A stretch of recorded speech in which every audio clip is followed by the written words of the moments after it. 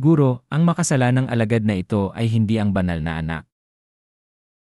Sinabi ni Chuxiu sa kanila, talaga namang magagandang pangalan ang meron kayo, Qingfeng Suyu.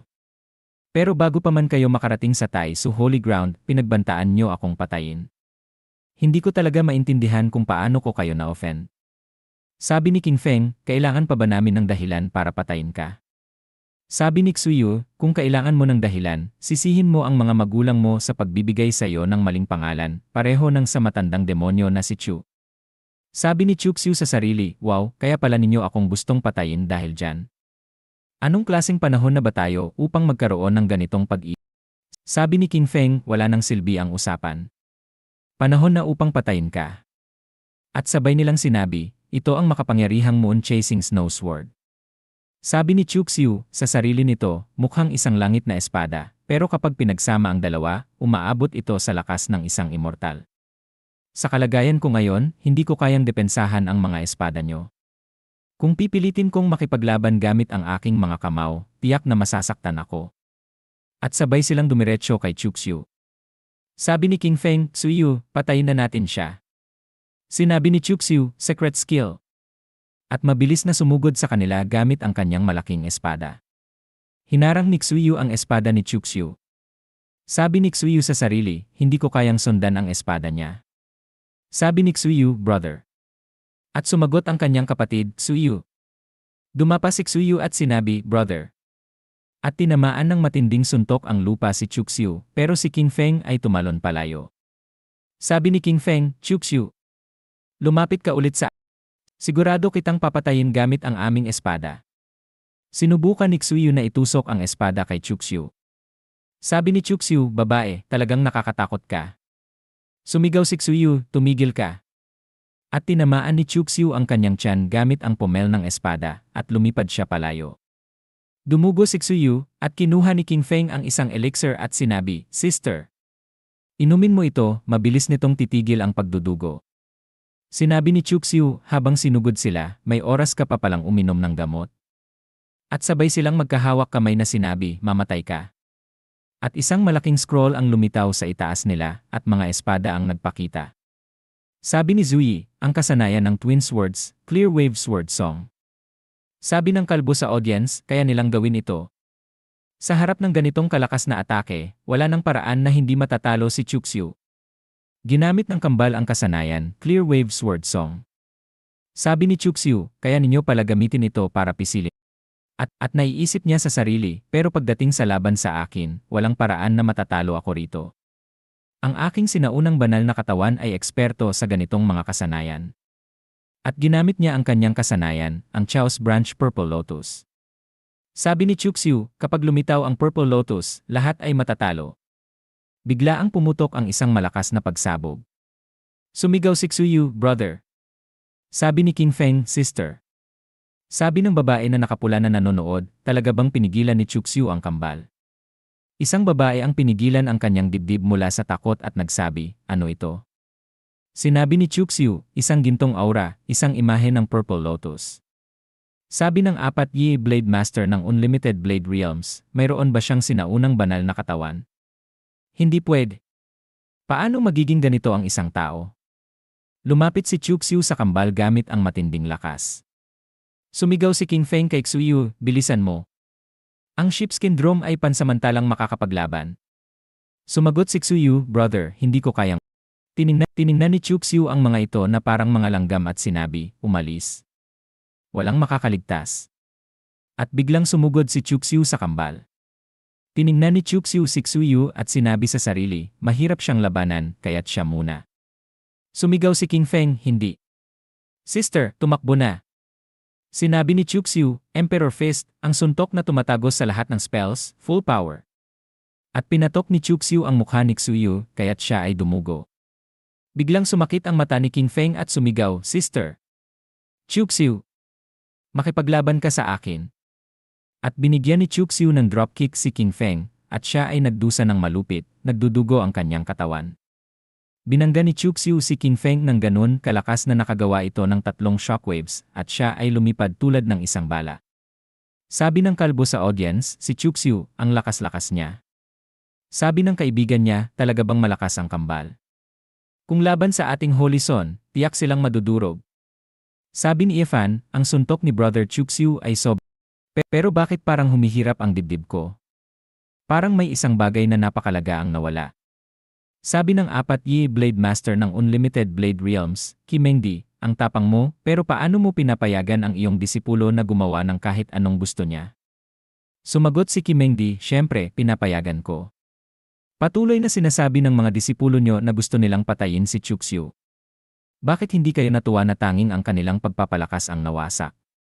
Sinabi ni Junior Sister Taoyao sa 4 Blade Master ng Unlimited Blade Realms, ikaw, hindi ba't sobra ka na? Bakit kami pa ang pinagbubuli mo? Sinabi ni Chuxiaoran, 4th Sword Master, magagaling ang iyong dalawang disipulo. Nawasak man ang kanilang cultivation, kung magtatrabaho sila ng ilang panahon, muling makakabawi ng higit pa sa kalahati ng kanilang lakas. Sinabi ng 4 Blade Master ng Unlimited Blade Realms, kayo.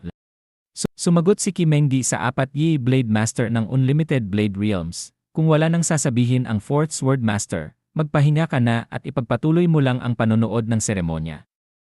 At naglakad siyang palayo ng inis. Sinabi ni Chuxiaoran, Tao Chen, ang senior brother mo ay kamangha-mangha. Talaga akong humahanga sa mga malalakas na lalaki. Sumagot si Junior Sister Taoyao, lumayo ka at tigilan mo na ang mga kalokohan mo sa senior brother ko. Sinabi ni Chuxiaoran, ang isang natatangi at malakas na lalaki tulad niya ay nakatakdang magkaroon ng maraming babae. Halimbawa, ako. Habang nakikinig si Kimengdi, sinabi niya sa sarili, kailan pa nagkaroon ng ganitong dami ng tagahanga ang traidor kong disipulo? Sumagot si Junior Sister Taoyao, Chuxiaoran. Ano ang sinabi mo? Gusto mo bang mamatay? Sinabi ni Kimengdi sa Taoyao, magbantay ka. Sumagot si Junior Sister Taoyao, Master.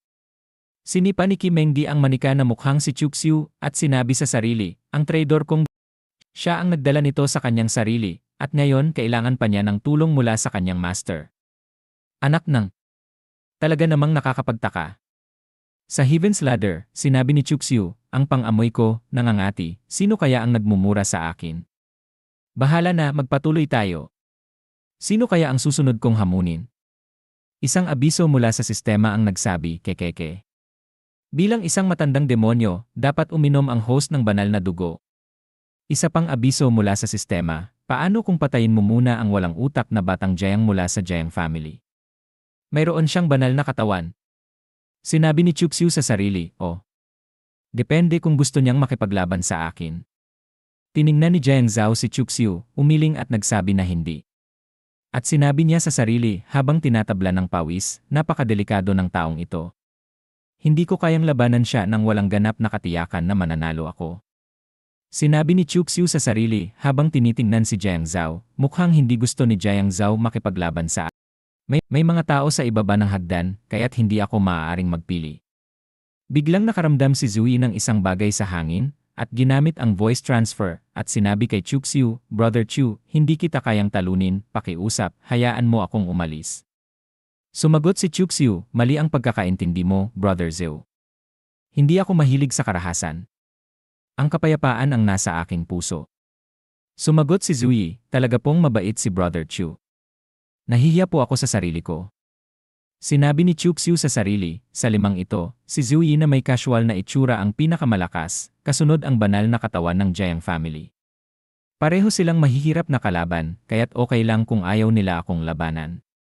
Ang pinakamahalagang bagay ngayon ay umakyat sa Heaven's Ladder. Biglang napansin ni Tai Suzy ang isang bagay at sinabi, may bisita sa palasyo ng Holy Son. Tumayo si Tai Suzy sa viewing platform. Sinabi niya, Golden Ape, bakit ka nandito nang hindi Tumawa ang Golden Ape at nagsabi, Tai Suzy, pareho ka pa rin ng pagiging observant. Siya ay ang Lord Golden Ape mula sa Tianyao Real Monster. Sinabi ni Tai Suzy sa Lord Golden Ape, bilang hari ng mga halimaw sa Tianyao Realm, hindi ka ba natatakot na hindi makaalis pagkatapos pumasok sa teritoryo ng tao? Sumagot ang Lord Golden Ape, syempre hindi, naglakas loob akong dumating. Sinabi ni Tai Suzy, gumugol ka ng maraming oras para planuhin ang seremonya ng Holy Son. Hindi ko naniniwala na wala kang ibang layunin. Sumagot si Tai Suzy, ano ngayon kung may layunin ako? Ano ang pakialam mo sa mga halimaw? Sinabi ng Lord Golden Ape, magbet tayo. Pahihirapan ko ang batang halimaw ko na umakyat sa Heaven's Ladder. Kung talunin niya ang Holy Son mo, kailangan mong sabihin ang tunay mong layunin. At kung ang kabaligtaran naman ang mangyari, ikaw ang magpapahayag ng mga kondisyon. Ano sa tingin mo? Sinabi ni Tai Suzy, Godly Bodhi Flower, Sacred Monk Fruit, at isa pang langit na. Isip-isip ni Kimengdi habang nakikinig sa kanila, ang mga yaman na ito ay kailangan ng traidor kong disipulo. Sinabi ng Lord Golden Ape, ang laki ng gutom mo. Pumunta, Butterfly Empress, patumbahin mo ang Holy Son. Pagtatratuhin kita ng isang piging ng mga banal na hayop sa loob ng 3 gabi at araw.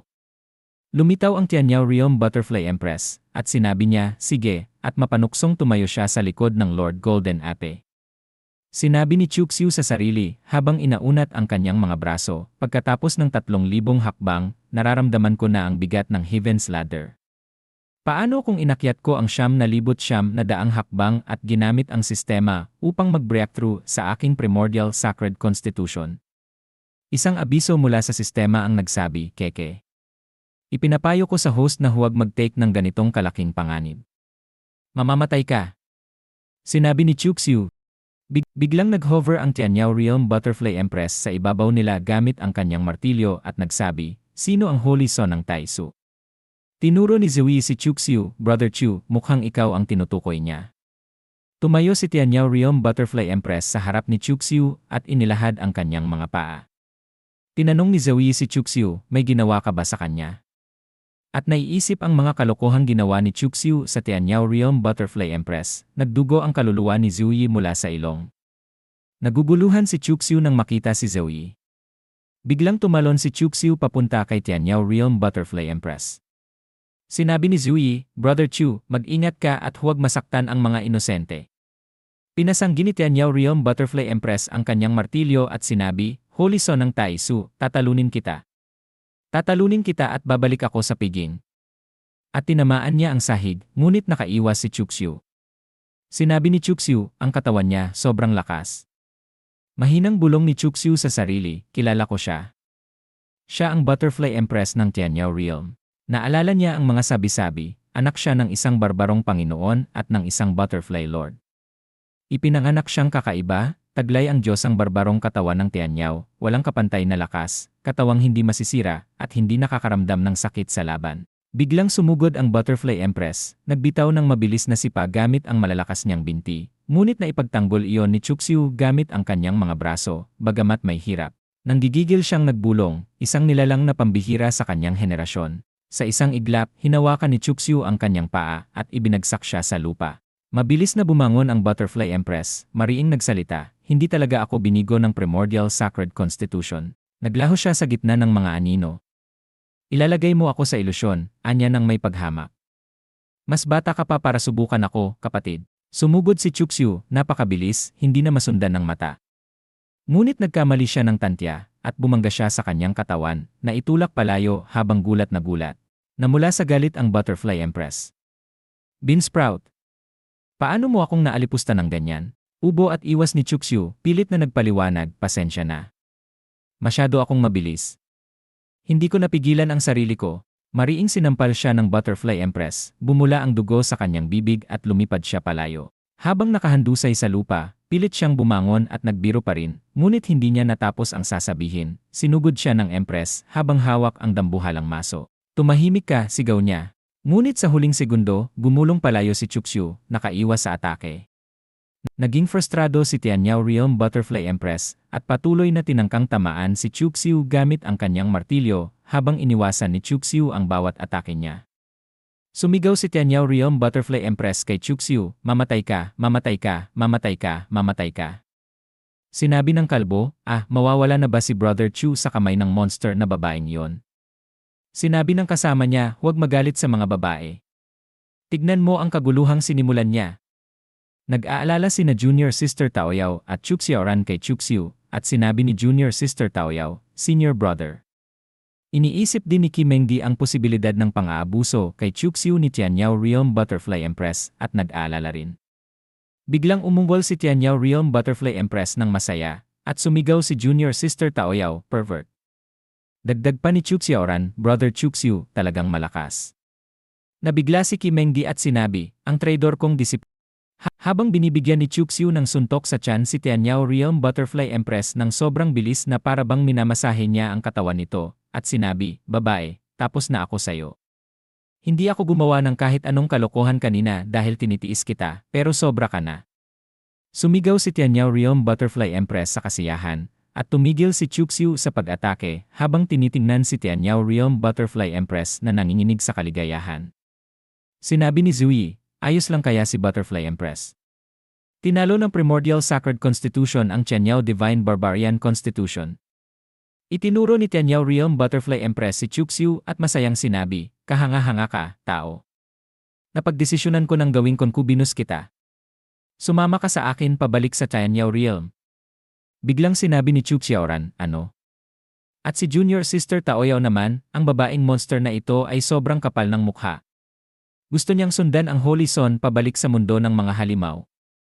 Sinabi ni Kimengdi sa sarili, malaswerte ang traidor kong disipulo sa mga babae. Anak ng, turuan ko siya ng leksyon. Tumayo si Tianyao Realm Butterfly Empress at sinabi kay Chuxiu, sumama ka sa akin pabalik sa Tianyao Realm. Ipapakita ko sa iyo ang pag-aalaga ko. Napagdesisyonan ko na ang mga pangalan ng mga anak natin. Pinayagan ni Chuxiu si Tianyao Realm Butterfly Empress na hawakan ang kanyang kamay at naguguluhan. Sinabi ni Zui, congratulations, Brother Chu, sa pagkakaroon ng bagong ugnayan. Mukhang mabait siyang babae. Sinabi ni Chuxiu kay Tianyao Realm Butterfly Empress, hindi ko hinahangad ito, magpapatuloy ako sa pag-akyat ng Heaven Staircase. Agad niyang inalis ang kamay niya mula kay Tianyao Realm Butterfly Empress, na nagbigay ng kalungkutan sa kanya, at agad siyang lumipad papunta kay Tai Suzy at lumuhod, sabay sabi, pakiusap, Tai Suzy, pahintulutan mo kami ng aming kasal. Sinabi ni Tai Suzy sa sarili habang tinitingnan si Tianyao Realm Butterfly Empress, pumunta siya sa akin para humingi ng pahintulot sa kasal. Sinabi ni Tai Suzy, Golden Ape, mukhang ambisyosa ang junior mo, gusto pang kunin ang Tai Su Holy Son sa bahay nila. Nahiya ang Lord Golden Ape at sinabi kay Tai Suzy, isang pagkakaintindi lang, tiyak na nasaktan ang ulo niya, babalik ko na siya ngayon. Nagalit ang Lord Golden Ape at binuksan ang portal, Butterfly Empress, sumunod ka sa akin ngayon. Hinila siya ni Lord Golden Ape at sinabi, Senior. Sandali, hindi ko pa tinanong kay Tai Suzy kung anong regalo ang kailangan ko para hilingin ang kasal. Sinabi ng Lord Golden Ape, mabait kang batang babae, bakit ganito kakahiyahiya? At dinala siya sa portal habang sumisigaw, lahat sila bean sprouts, pero gusto ko siya. Pinagtawanan ng crowd habang siya ay hinila palayo. Bigla, tumulog ang isang malakas na kampana at sinabi ni Chen Jin, ang Holy Son Chuxiu ay umakyat sa Heaven Staircase at nilampasan ang mga naunang record. Naging matagumpay siya sa pagsubok, kaya magsisimula na ang seremonya. Sinabi ni Chuxiu sa sarili, kamangha-mangha, mas mabilis ko pang nakokondisyon ang katawan ko sa Heaven Staircase kaysa sa pagpapabreakthrough gamit ang sistema. Isang tao ang sumigaw, nilampasan ni Chuxiu ang mga record at umakyat ng mas mataas kaysa sa anumang Holy Son na nauna. Ang Primordial Sacred Constitution ay walang kapantay. Wala nang higit pa sa kanya sa parehong realm ng cultivation. Bumalik si Chuxiu sa kanyang mga waifus, si Junior Sister Taoyao, at sinabi, Senior Chuxiu, ang iyong pisikal na lakas ay kamangha-mangha. Sinabi ni Kimengdi, hindi masama. Agad kang umakyat sa entablado, ang Holy Master ay naghanda na ng selyo ng Holy Son para sa iyo. Sinabi ni Chuxiu, sige, magkita tayo mamaya, Master. Bumulong si Kimengdi, traidor na disipulo. Ano na naman ang plano niya ngayon? Sinabi ni Kimengdi kay Chuxiu, Chuxiu, magiging Holy Son ka ngayon, at bibigyan kita ng dalawang pagpipilian. Ang unang pagpipilian, bibigyan ka ng holy ground ng lahat ng mga resources para sa cultivation, at ikaw ay poprotektahan ng mga malalakas na cultivators, magiging maayos at maliwanag ang iyong hinaharap. Ang pangalawang pagpipilian, hindi ka bibigyan ng holy ground ng anumang mga resources para sa cultivation, at papayagan kang gumawa ng iyong sariling landas, makipaglaban at pumatay, ang iyong hinaharap ay hindi tiyak. Ngunit walang limitasyon para sa iyo. Isang babae ang nagsabi, ano pang isipin, syempre pipiliin niya ang unang pagpipilian. Sinabi ng kaibigan nito, kung ako, pipiliin ko rin ang unang pagpipilian. Sinabi ng isa pa nilang kaibigan, kaya hindi ka magiging malakas. Sinabi ni Chuxiu sa sarili, maraming benepisyo sa unang pagpipilian, ngunit mawawala ang aking kalayaan, at marami akong kailangang itagong lihim. Kung may isang malaking santo na palaging nagmamasid sa akin, madali akong ma-expose. Wala namang ganitong problema sa pangalawang pagpipilian, ngunit mawawala ang ilan sa aking suporta sa mga risk. At si Chuxiu ay ngumiti at naisip si Qi Mengdi at Hua Luffy na naghihintay sa kanya sa kama. Umiti si Chuxiu at masayang nag-isip sa kanyang sarili, pero maaari kong kunin ang mga yaman mula kay Master at kay Sister Hua. Sinabi ni Chuxiu kay Tai Suzy, pipiliin ko ang pangalawang opsyon. Wala akong takot sa hamon. Ano man ang nais ko, hindi ko kailangan ng tulong ng iba, kukunin ko ito ng aking sarili, gamit ang espada sa aking kamay. Hindi matitinag ang aking landas. Gigibain ko ang mga bundok, pupunuin ko ang dagat, at papatayin ang sinumang magtatangkang humadlang sa akin. Tanong ni Tai Suzy, sigurado ka? At sumagot si Chuxiu nang. Ipinakita ni Tai Suzy kay Chuxiu ang mga bagay at sinabi, tanggapin mo ang tatak ng banal na anak, at ang card ng banal na anak. May isang tao sa karamihan na sumigaw, ang banal na anak. Ang banal na anak ay walang talo, habang ang mga tao ay pumapalakpak kay Chuxiu. Itinuro ni Tai Suzy ang langit at nagsabi, inanunsyo ko ngayon na natapos na ang seremonya ng banal na anak. Nais kong imbitahan ang mga kinatawan mula sa bawat banal na lupa, sinaunang pamilya, at mga dakilang sekta na pumunta sa Tai Su Peak para sa isang talakayan. Biglang ininterrupt ni Chuxiu si Tai Suzy at sinabi, pakiusap, sandali lang po, banal na guro. At umubo siya upang linisin ang kanyang lalamunan at nagpatuloy, banal na guro, si Elder Hua mula sa Daoyun Peak ay single pa rin. Nais ko pong malaman kung maaari niyo siyang bigyan ng kasal. Nagulat si Tai Suzy at nagsabi, gusto mong ipagkasal ko siya? Kay sino? At nagkunwaring mahiyain si Chuxiu at itinuturo ang kanyang sarili. Namula si Tai Suzy at nagtanong, gusto mo siya? Sumagot agad si Chuxiu, syempre. Tanong ni Tai Suzy, anong bahagi ng kanya ang gusto mo? Agad na sumagot si Chuxiu kay Tai Suzy, magaan, mabait, maalalahanin, mature, maganda. Tahimik na nakinig si Tai Suzy kay Chuxiu. Sinabi ni Tai Suzy kay Chuxiu, hindi ko kayang magdesisyon hinggil dito mag-isa. Depende lahat ito sa desisyon ni Elder Hua. Kung tatanggap siya, maaari ko kayong ipagkasal. Masayang-masaya si Chuxiu nang marinig ito at nagsabi, talaga? Ang sistema ay nagsabi kay Chuxiu habang tumatawa, host, nagpapanggap ka lang, gago. Pinagsabihan ni Chuxiu ang sistema at nagsabi, hindi ka pwedeng tumawa kapag hindi ako tumatawa. At dito na nagtatapos ang video natin ngayon. Maraming salamat sa panonood, sobrang na-appreciate ko kayo lahat. Kung nagustuhan nyo ang content, huwag kalimutang i-like at mag-subscribe para hindi nyo ma-miss ang susunod na mga videos. May gusto kayong sabihin o may tanong? Mag-comment lang sa baba, gusto kong marinig ang opinyon nyo. Hanggang sa susunod, mga kagoto. Stay awesome, stay curious, at kita-kits sa next video.